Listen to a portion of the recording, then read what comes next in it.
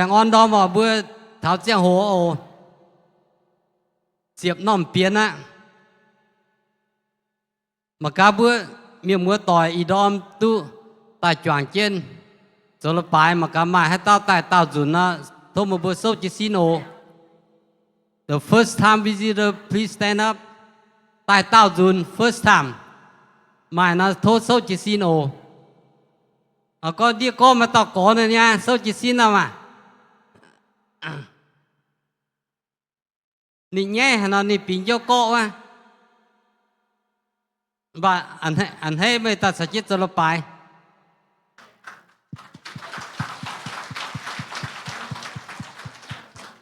Mà cái chỉ biết em mà tao phải yếm tiền nó muông tiền nó lăn tiền nó tập bu này chẳng chom hẳn mai bao là mai ở mai nó do lại chính bởi bữa giờ chung cháo chiên cắp chiên tỏi mình ở hỏi chỉ lệ kinh yu bữa cho ta lao đau bà mai đồng ở hỏi chăm chia nhị chỉ biết lan là kinh chăm nhau lại chính tiêu bữa đó mà chỉ bang hàng em mai miền hàng bữa em mai chỉ lệ ở cũng có chăm phải chỗ bữa ta hàng mai nhé lại chính một bữa chung tỏi chiên lại hàng mà chia nhung tông ở khu nhung bữa ta chỗ tụi mình nóว่าbữa tôi cho giảng lại chính bây giờอย่าปุ่นตะเต่าตัวเหยียนเป้าเจ๋งตายบอันดำยึดต่อส่วนได้แต่ว่าไหนจริงอ่ะ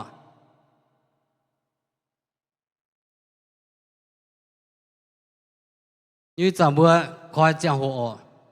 lại chính chiếu bèo chơi bữa nhật chung có yếu có mùa ý đom nhà tu dần thật chiếu sinh tiền tài sự chiếu chẳng tiền chiếu thu mà bèo bữa nhật chung ý đom nhà tu chiếu bèn on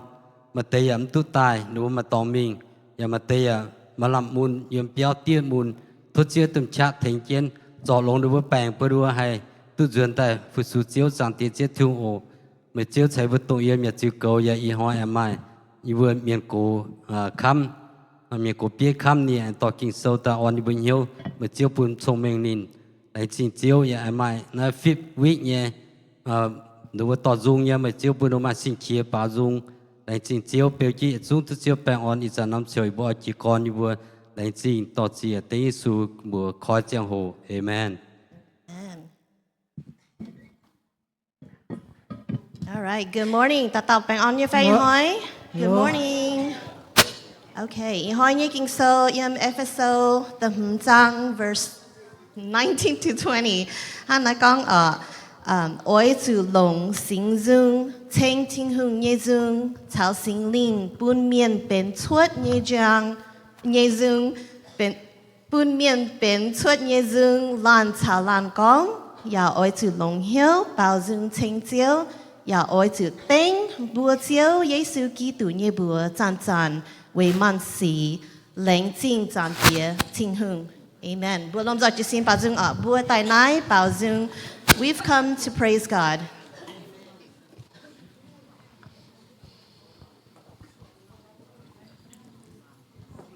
Piano, please.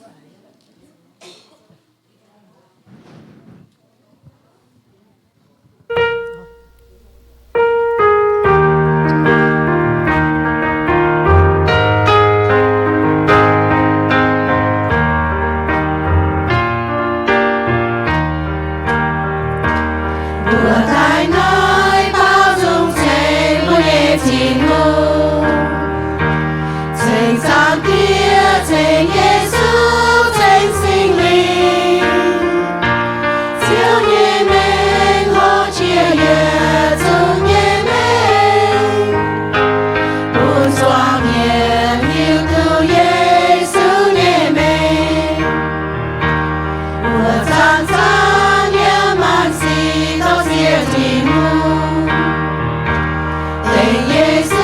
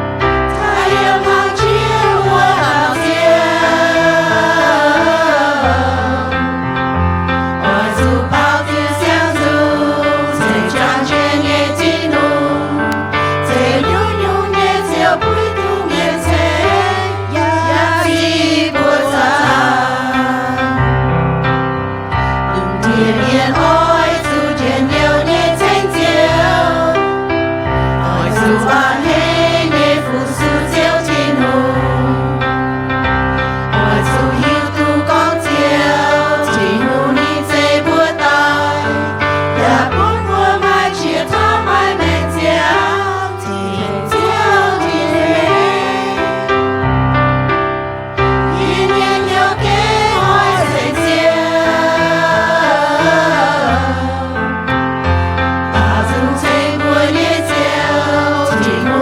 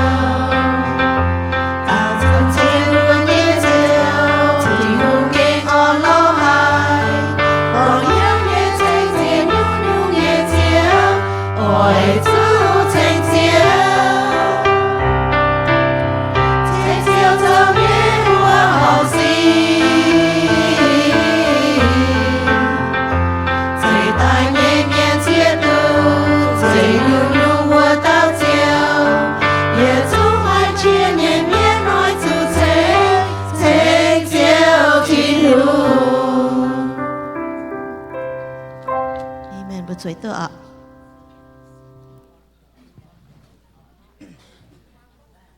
Okay, chàng phong họ với tế chuối tựa.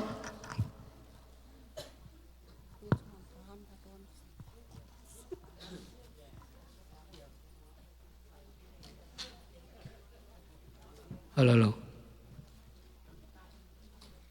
Hello, tan bữa giờ chung. Ta cao phong ở lại tiếng tiếng đủ ở. Như bây giờ tiếng tòng thì chiếu cái lồng hải. Như bà dùng trên ăn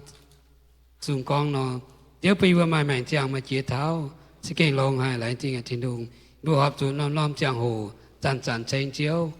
Vừa lại tiếng đủ, ý chăn năm trôi vừa trên chiếu, thảo đàm tình. Vừa cắp xin cắp nhau. Ta phong họ để tin nhàn để chuẩn bún chiếu tàu chiếu như cùng thô chiếu chip trên để tin nhàn thảo chiếu chẳng tía đầm hiền ăn hùng nói đang nghe bây giờ hai lồng tô hòm để tin nhàn để tàu chiếu như cùng thô chiếu như xử lý tàu chiếu như bùa để thô chiếu chạy phú bún kỳ bang là lan tôi hai phong họ nhé thô chiếu chạy phú tổng cái mai phong họ để chạy phú bún bùa đi từ này ta mai phong họ chuẩn bún chiếu lại tin chẳng tía ồ ý vừa lại tin chiếu ý vừa phong họ tên Giêsu Kitô như bữa. Amen.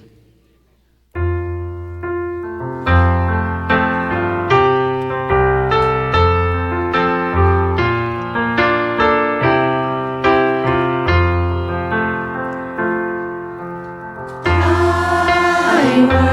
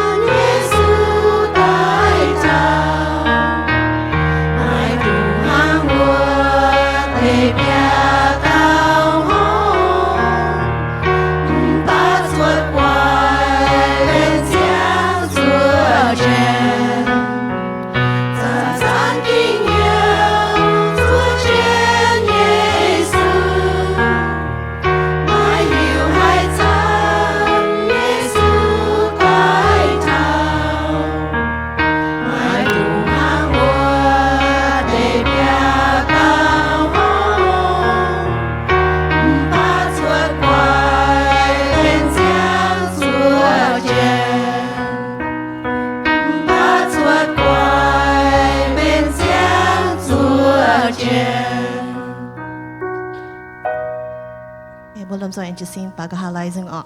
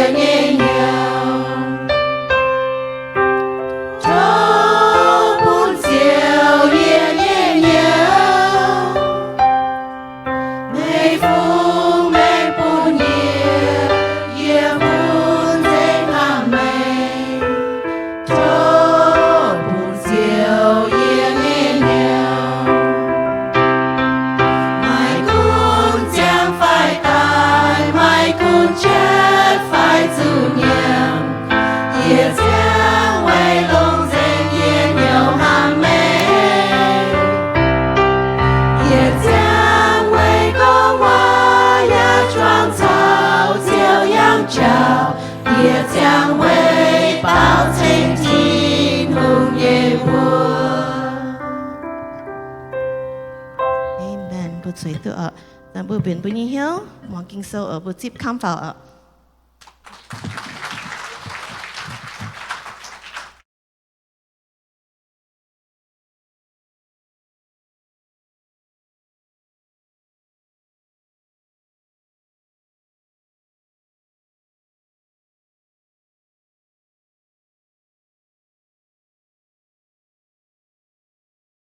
Like saying, good morning, Beyond Dom. Like saying, bữa số chụp bao bữa tỏi chuang chân bài chênh thiên hùng bữa nhẹ dùng chia lồng hiếu bảo hắn đứa nhẹ dùng con là chiếu ye hải mà yên hỏi chiếu ye hải bữa bảo dùng chênh nín xong bữa lồng hiếu thằng nó là bữa thăm tại chiếu hải bữa như phải hải bữa bảo dùng chênh nín như phải Amen. So this morning we want to welcome everyone to worship God. As we worship God, God hears our prayer and praises if we sing it from our deep in our heart. And God hears us, and when we pray as Him. So great to be in the house of God, to worship Him. And this morning, we want to read from the Word of God.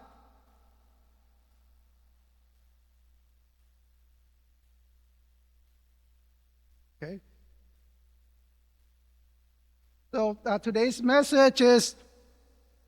free from sin, not free to sin. In hỏi nhé kinh sơ nhưว่าเพื่อมั่งเท้า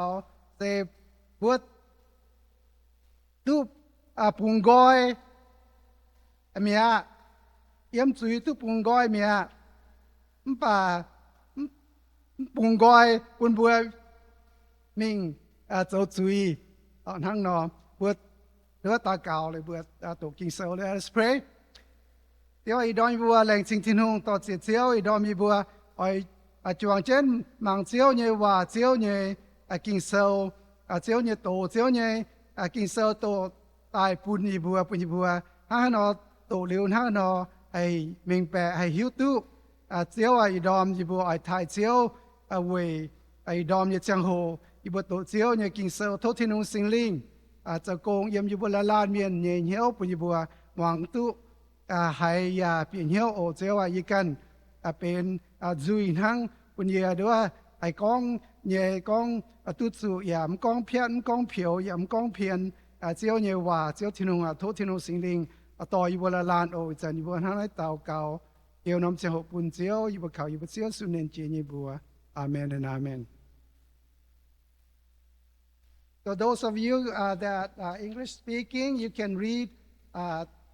follow the screen there. I'm gonna read in Mian. Okay, it's a long. We have 16 verses. Đáo tiền nhé. Mian nhất sẽ bữa đua coi lô ma từ lụa lang từ yết từ lụa yểm từ yết mình lo từ lụa yểm tổ. Đã bùa miền nhé ở bùa mai cần chân tổ chân mình tăng nọ. โลมาตะลวดจางตะเย็ดมิงเท้าสิบลัวเยี่ยมวันยมบัวไอจูนหังไห้นอกองบัวชอจูปามเจียนจุยมิงที่นุ่งชิงใต้ให้ใจเอ็นช้ำเจียนฝ่าไฟจุงไม่ใจไอเจ้าจุยเย่เจ้าบัวจุงไต่เมียวันยมบัวหังไห้นอให้เจ้าเจียนจุยมิงไม่บัวหิวตู้บัวเจียอวมเย่เลยบัวตู้เฉากีตูจวงแมง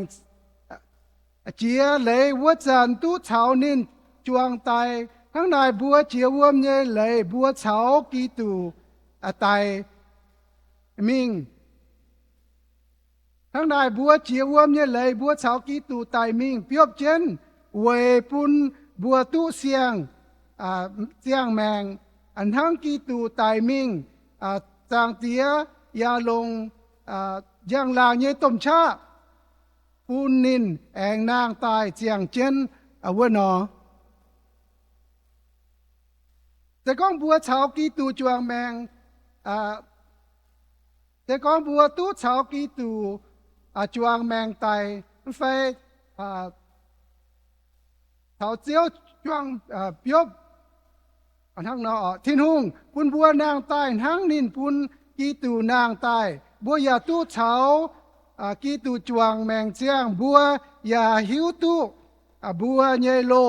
อันเหียวเฉาจุเฉากีตูติงวัวเตียบจางจ๋าเวปุนปามสุยเยเหียวจุเมียดบัวยาไม่จุแองเจ้าจุยเยโนเวจุหายเต้าไตมิงเจียวเลยดุดจุยเยชาเมียใส่ก้องบัวเฉากีตูไตเมียบัวยาเสียนบัวอ้อยตู้เฉานินจวงแมง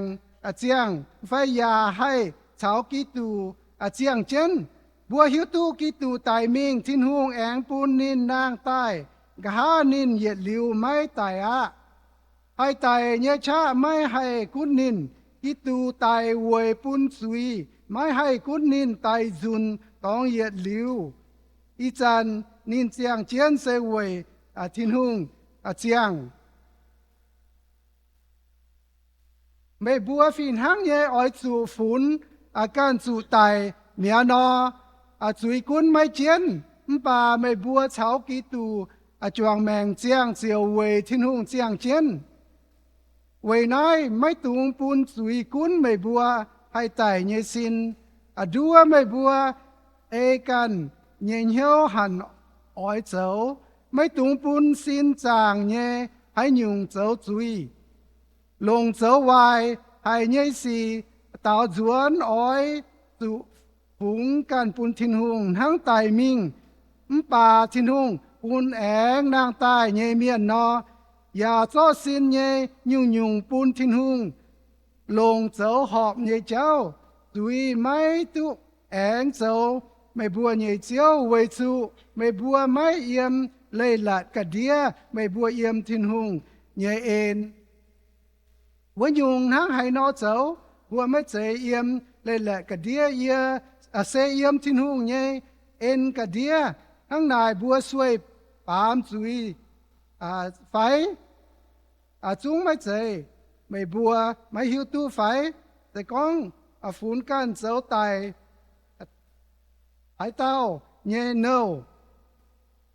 để con phun can dấu hạ hải tao nhé nâu muang vua tao nhé hòa mấy bùa chiều dấu tông mấy bùa muang vua tao nhé nâu tháng này mấy bùa dấu chui nhé nâu ỏi chủ tài năm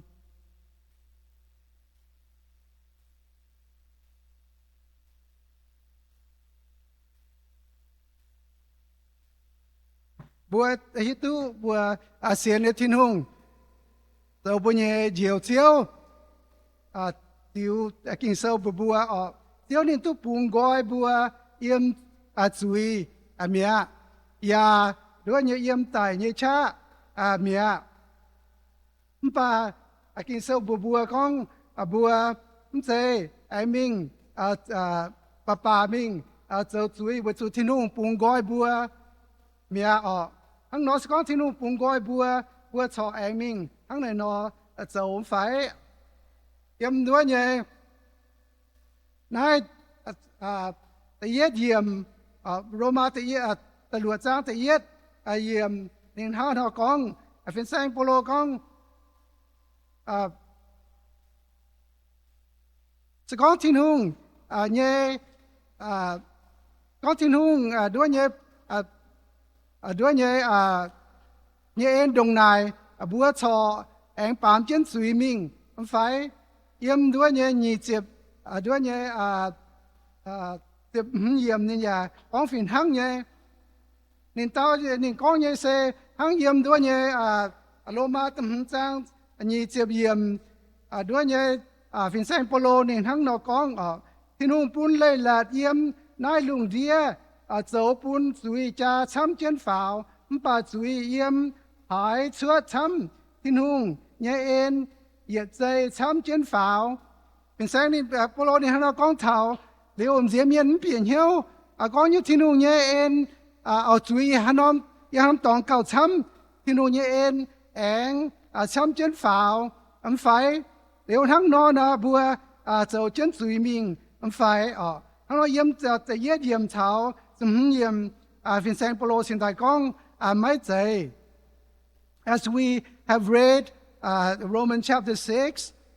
we understood that God has freed us from the power of sin. And the question is, then should we continue to sin? Because in chapter 5, verse 20, Paul says, where sins abound, grace abound much more. So people may understand that if God's grace is greater than sin, then should we continue to sin? Paul says, no. In some version, it says, God forbid. I know when we are born again, we have The next screen. When we are born again, God has freed us from the power of sin, and we are new creations. And we still have struggles in our daily life. We have struggle from temptations, a struggle from selfishness, struggle from old habits, and all that is still in us. Không bữa xưa lên thiên hùng, bữa hết thiên hùng buông gói bữa mẹ, bà bữa chọn hòn hoi, buông chân tổng bữa nhảy lô áp ấy, bữa nhảy lô mèng, tổ bữa lô cháu bữa sầu chỉ tai, tổng bữa mỏi nhảy, hòn hoi chọn bún bèng bữa mẹ, hăng nó bữa soon hăng hay nó sầu bữa sẽ tai, hình chỉ how can we overcome all of these temptations and struggles so that we would not continue to sin. When how not so chính tai hay tu đứa nhảy chủ anh tao gang mình so chân chủ mình năng nó in this 16 verses Paul used the word know. So he wants us to know the reality of what had happened to us when we become Christians. Hôm nay mà sẽ đùa yếm đứa nhảy phiên sáng polo lồng chiếu hòa con hiếu phải ở tuổi hiếu phải mà bùa mà hiếu phải thảo bia chút dùn. Paul used the word know or knowing or do you not know up to 6 times. So Paul wants us to know something. Tin ỏi pun bùa hiếu tu nhung chỉ đàng bùa xia đứa nhảy cái xiên tin hông là bùa hiếu tu. Before we're Christians, we do not know about sins because we live in sin and we are spiritually dead to sin. We do not know. We do whatever we want to do. But when we become Christians, God has made us alive. So we understood sin and the consequences of sin. And every time we sin, there's a conviction in all of us. Bữa xưa thiên hông nè, bữa thiên hông tu, pun bữa tu, nang ta. So hát dân bữa dấu tòng, bữa dấu hiếu tu yếm bữa, nhìn hiếu bữa dấu tòng. Nó xin đàng là bữa biển hiếu bữa mà hiếu tu, nó để cháu ở bữa ta diệu bữa căn dấu hăng ở. He wants us to know a couple of things. Number one, he wants us to know that we have died. Nếu họ bữa biển hiếu thảo, con bữa chủ, xiên thiên hô như miên là bữa tài mẹ. Paul used the word die or have died or death or dead 13 times in these 16 verses. He wants us to know that we have died to sins. So if we die to sin, how can we continue to live in it? Thằng nó bùa hiếu tu con bùa tài mẹ, thằng hay nó bùa sò anh đứa nhớ dấu chân chú ý mình. So in relation to sin, we have died. Because before we became Christians, we were dead. But God has awakened us. God has made us alive spiritually. God has made us alive already. So we die to sin. We were dead in sin. We are alive now. We have died to sin. So in other words, we have come out of sin, and sin is an enemy to us. Before we love sins, now sin is not our friend anymore. Sin is our enemy. Before we respond to temptation and sin readily, but now, we know what sin is. Thằng nó thiên hùng nên buôn nang tai, chỉ đang bữa tài miếng phải sẵn buôn nang tai nó bữa số đua nhớ biển hiếu con bữa xuống tài miếng bữa xuống yếm chuối cho ta liu chuối nắm dây bữa nhớ tỏi chỉ đang chuối là bữa nhớ tỏi hay nhung đua nhớ dấu buôn bữa đua nhớ anh hay bữa cần hiếu bữa cần chiến dấu bữa ỏi dấu thằng nó chỉ đang buôn thằng nóm phải sẵn buôn thằng mấy thằng là nó bữa xuống tài yếm chuối miếng nên thằng là nó bùa thằng bùa mà thế chẳng có my addictions đứa nhé nó bùa tu quàng liu my addiction my đứa nhé chụp pun đứa nhé tiêu phê yêu in phê hay dùng phê cún bùa bạn bùa cho mai đứa nhé dùn pan bữa sò ỏi mình sầu nhé bạn bữa hiếu tu đúng hay yêu muốn nòm lô mèng bữa sùn bữa chú yêu muốn nòm mèng chúa ta bữa nhung nói sẽ bùn bữa biển hiếu thảo con bữa chúng tay yếm suy cái nhung mía sometimes people who have addiction free from addictions they still have the urges but they know they cannot or no longer wanted to live that kind of a lifestyle so they have overcome their temptations to go back because they have came from that life of addiction. They don't want to do it anymore. Nó hăng nó liu dùn pa bùa chỗ hắn nhung chạy bùa bùa bên nhé phải bùa yếu hắn nhung bùa cho anh duyên mình dầu nhắm phải bùa dầu ý chẳng chịu đôi nhé mình nhận tốn đôi nhé giang quay cha con đôi ăn chơi thì cái sauce là nhận liu duyên ta thì nhìn nói hãy bút bèn nhé yếm đại tai với ta yếu mọi nhận hắn nó hãy ở nhận nếm bà bùa tu liu nè mọi dầu để nhân phải bùa nhé hiếu tu hắn nó là bùa cho anh ở dầu nhân phải bùa mà hay hắn nó dầu So we die to sin. Also, we are buried with Christ. That means our old nature and all life has been buried with Christ.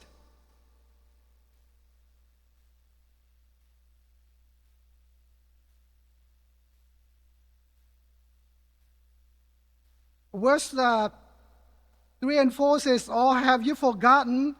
or do you not know that when you were joined with Christ Jesus in baptism, we joined him in his death? For we died,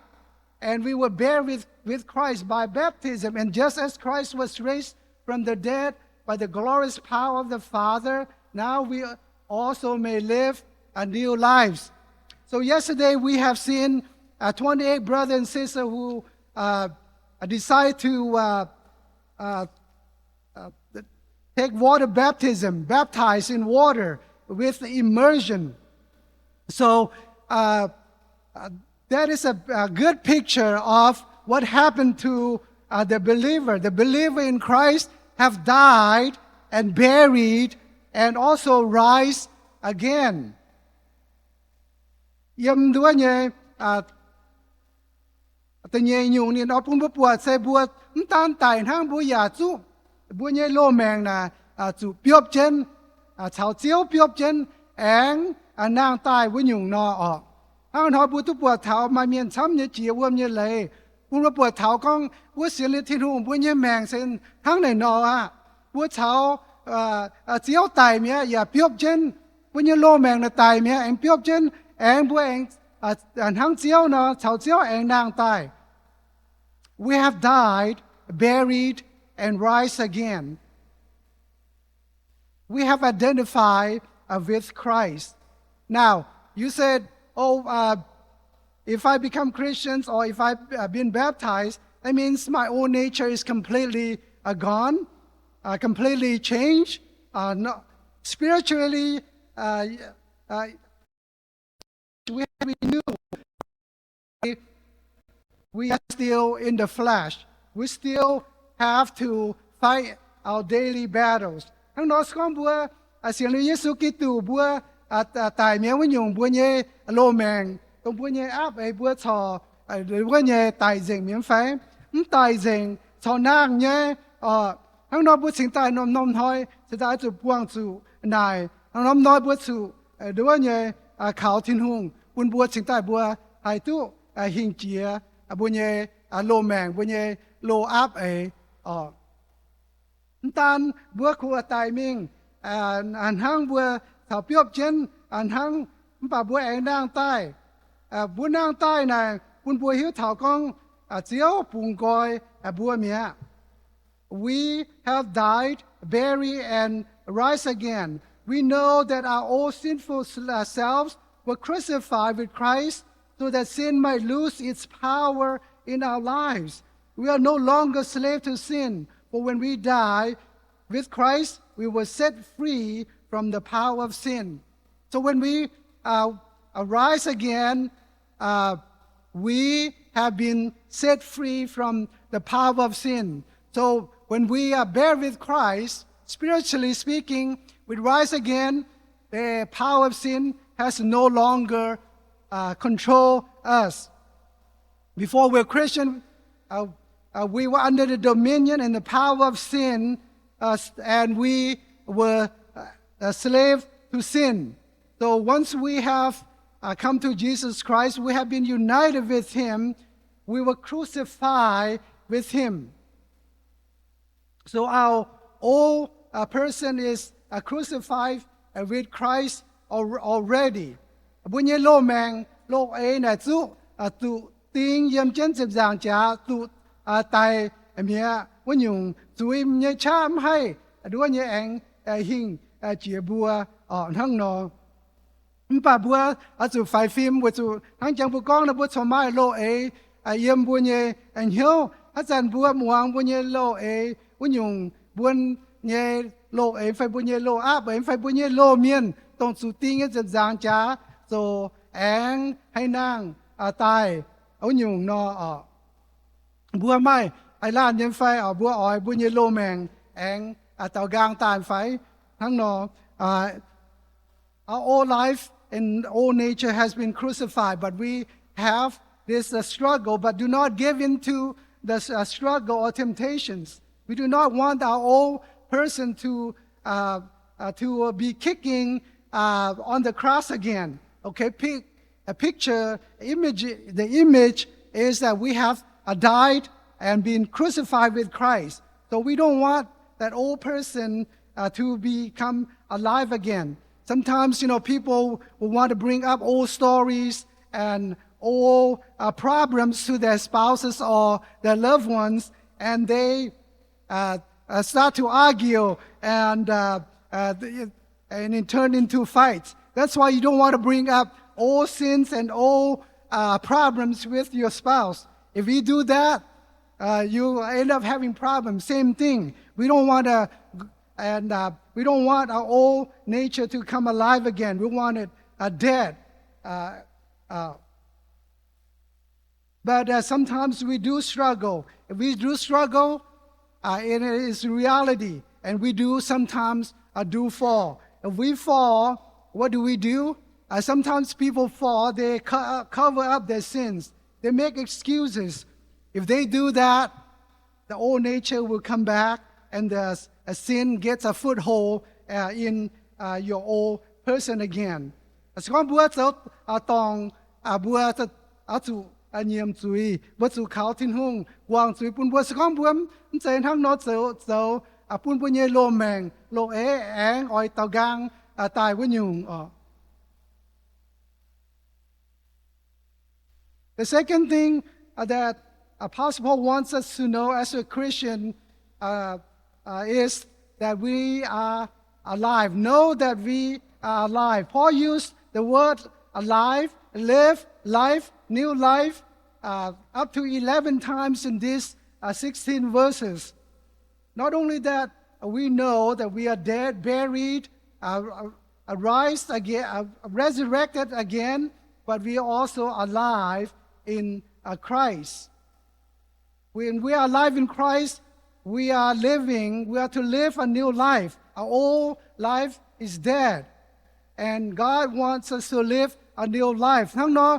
phiên sáng Paulo nên lồng tài đua nhân nang tài nít chiếu hòa tháo diệp yết dùn yếm nát diệp lùi yếm kinh sâu. Quân bùi tháo con bướm tan tài mình biop chết nhân nang tài bà bùa yếm xiang mèng. Tại nhân phải thằng bùa chiếu ôm như lấy liu bún sinh có bùa nang tài là bướm sẽ yếm lô mèng bùa yếm xiang nhẹ mèng. Tại nhân phải when we are baptized and we came out of water, God, it's a picture of a new life, and God wants us to walk in a new life. When we fled from our country, a lot of people said, oh, we have started a new life. We started a new life, we have new jobs, we have new home. The old country is no longer ours anymore. We have sworn that we will not have any allegiance to our old country. We now have allegiance to this country because we have a new life here. As well as those people who have new organs, receive new organs and say, oh,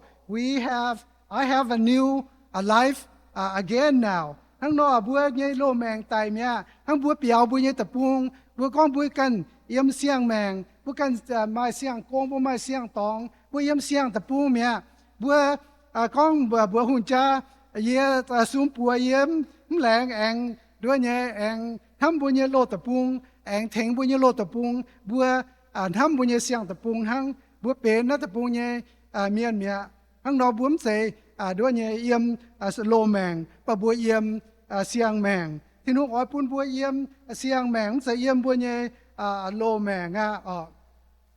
God wants us to live in new resurrected life, not in our old life. That means we are to depend on God daily. Don't depend on our own strength. Those that think they are strong, they fall into temptations, and they would go back into sin. We want to please God, not ourselves any longer, because Christ is living in us and empowering us, and our outlook is different, our thoughts, our mind, our motive is different now. Bua tu yếm xiang mèng na pun bua tu thảo con xiêu yếm bua chiang pun bua mai cha we are to bằng khảo thiên hùng nó nom thôi khảo thiên hùng thành bua we yếm xiang mèng mà tiểu pun bua hiếu thảo con bua nhé lộn hâm nhé cháu bua nhé dấu nhé AC này chủ đua nhé bên xiang tung bên hang lỗ hang nó fin sen polo đi sai con bua yếm khla tiaแต่เนี่ยจ้านี่เจ็บเยี่ยมยี่เช้ากี้ดูจวงติ้งเจ็บจางจ้าไตชิงใต้อีจันเจียงเจนหัวเต้าเสไม่ใจเยี่ยจะกี้ดูเยี่ยมเยี่ยกันอยู่ว่าเจียงเจนเยี่ย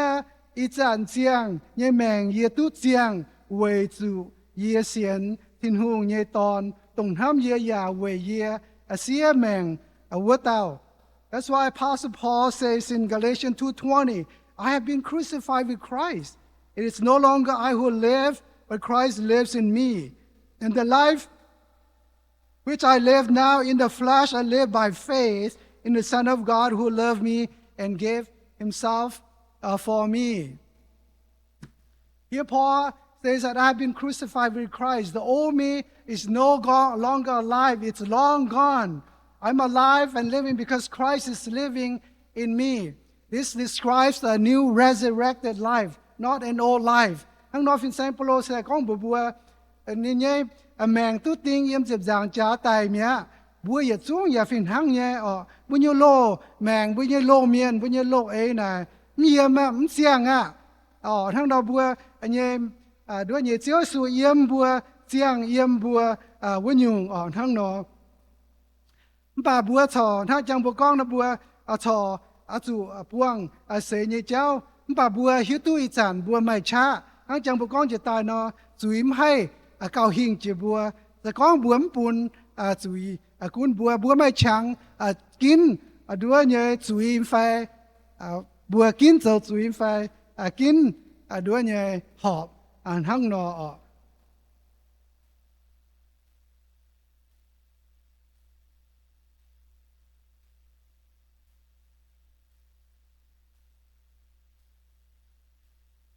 When we are alive, we are not only alive here and now, but we are also looking forward to the future. In verse 8, Apostle Paul says, we know we will also live with him. Since we have been reunited with Christ in his death and in his resurrection, we also will live with him. Tan bùa nải hăng bùa già hi tu con bùa nàng tài tan yếm y chản hăng bà bùa ai tu chào chiếu yết liu nhẹ yếm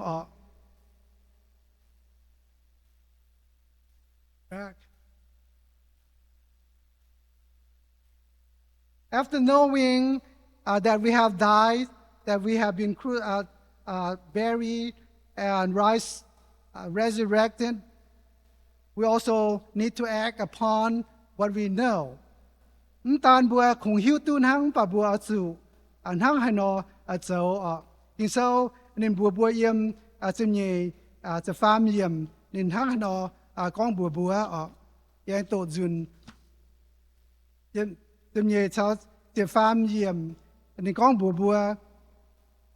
เวนายไม่ตุงปูนสุยกุนใบบัวให้ตายเนี่ยสินดัวใบบัวเอกันยังเหี้ยวหันเจ้าไม่ตุงปูนสินจางเนี่ยให้ยุงเจ้าสุยลงเจ้าวายเนี่ยสิเต้าจวนอ้อยจูฝูงการปูนทินหุงทั้งตายมิงป่าทินหุงปูนแองนางตายเยี่ยมเมียนนอยาจ้อสินเยยุงยุงฝูงปูนทินหุงลงเจ้าหอบเยเจ้า Apostle Paul tells us, do not let sin control the way you live. Do not give into sinful desires. Do not let any part of your body to become instrument of evil to serve sin, but instead present yourselves or give yourselves completely to God.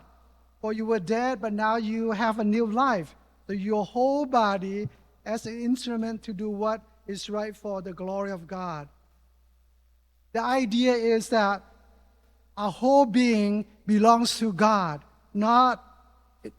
the whole being. Our whole being does not belong to ourselves anymore. Our hands, our feet, our eyes, our thoughts, everything belongs to God. Either we are to obey our sinful nature, or we are to obey the convictions of the Holy Spirit and the leading of the Holy Spirit. We are to present ourselves. That means we have a choice to make. We have to deliberately and to choose to obey God and refuse the sinful urges. What if Christians who have been set free use the freedom to continue to sin? Apostle Paul says in verse 16, don't you realize that you become the slave of whatever you choose to obey? You can be a slave to sin, which leads to death, or you can choose to obey God, which leads to righteous living.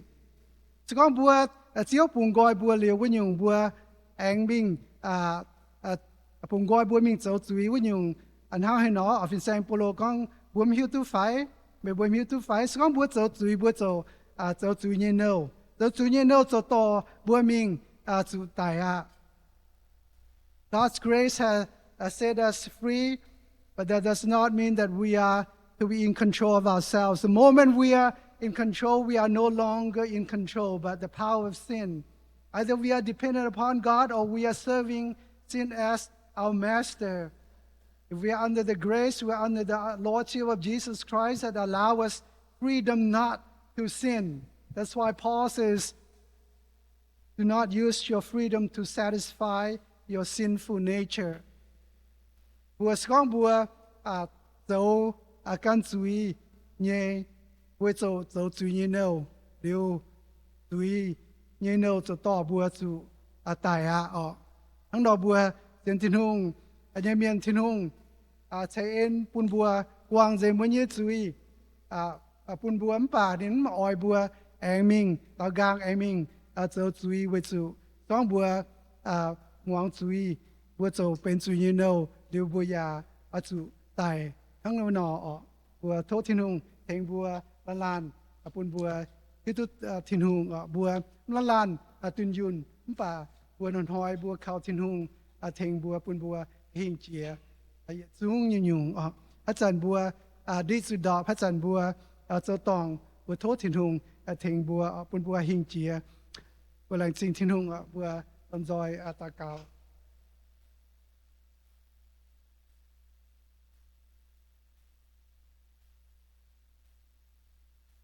อีบัวทินตองตีเจ้าทินหงอีบัวแรงจริงเจ้า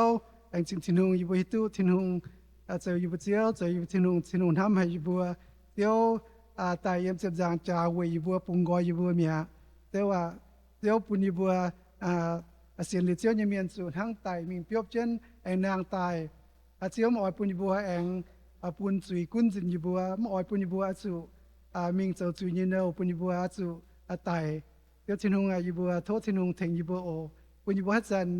หมายด้วยเนี่ยtemptation ไฟไหม้เจียนยุงใต้ออยแปงยีบัวดอดคุณอยู่ว่าจู่จังเช่นยีบัวหิ่งเจียจุยเมียบุจุเจียวแต่ไตมีหิ่งเจีย ปุญบัวอย่าให้ตู้หิงเจียจุยเนชาอยู่บนจุมวงจุยเนชาโดอยู่บัวด้วยอยู่บัวเจ้าว่าทุทินุงเทียนอยู่บัวลานปุญบัวลานให้ปีเหี่ยวโอเจ้าว่าปุญบัวเอียวจุยปุญบัวเลยโกจุยมตู้ปุญบัวมิงห้อมมิงเชียบมิงด้วยเนี่ยมั่วจุยวันยุงปุญบัวเลยโกเนี่ยเจ้าว่าปุญอยู่บัวไม่ชาจันอยู่บัวมิงฟัดอยู่บนเสียให้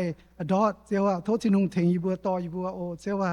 อยู่บัวแรงจริงทินุงต่อเจ้าเนี่ยเอ็นเจ้าอยู่บัวจันอย่าตาเกาเวยอยู่บัวจีปางตัวมาแปลงเยอะเตอีโฟนี่เนี่ยเยี่ยมเดียบยาวเจ้าว่าทุทินุงถึงจะเน้นปุญหิงเจียด้วยเนี่ยแปลงจริงเจ้าว่าอยู่บัวฮิตุเจ้าให้จอจริงอันนี้แปลงเจ้าว่าทุทินุงเขาเรียนนินโอจอนี่แปลงยาทุทินุงชาวนินตรงเยี่ยมปุญฮิตุทินุงเขาเรียนอย่าชาวนินตรงเยี่ยมเนี่ยวันอยู่ถึงเจนนายด้วยเนี่ยที่จะมาบ้านเจ้านี่เนี่ยละขวดมุนด้วยเนี่ยทุทินุงถึงเจนินปุณินอย่าให้หลงเชื่อมทุกปุณินมาให้ติวแปลงสิ่งทางนี้ปุณสินปุณินในสินจางให้หลงจริงถึงเจนด้วยเนี่ยนายไม่จันด้วยเนี่ยนินไม่ให้ยุ่งแปลงจริงเจ้าว่าอย่าปุณินให้หลงเจ้าว่าอยู่บัวโทษทินุงถึงเจนินโอจางเตียอยู่บัวเขาไม่เจียวทินุงทั้งอีดอมเจ้าว่าอยู่บัวเกลียวยิงยุงยำเชียวทินุงตรงแปลงจริงเยาวเจ้าคนนานอย่าจุ้งยำทินุงเนี่ยจะมีอันเจ้าอยู่บัวแรงจริงต่อจิตเจ้าเวเจ้าเนี่ยว่าเจ้ากินเสวยดอมอยู่บัวหน้าเตาเก่าเอาอยู่บัวเจ้าสุนินจีเนี่ยบัวอาเมนอาเมน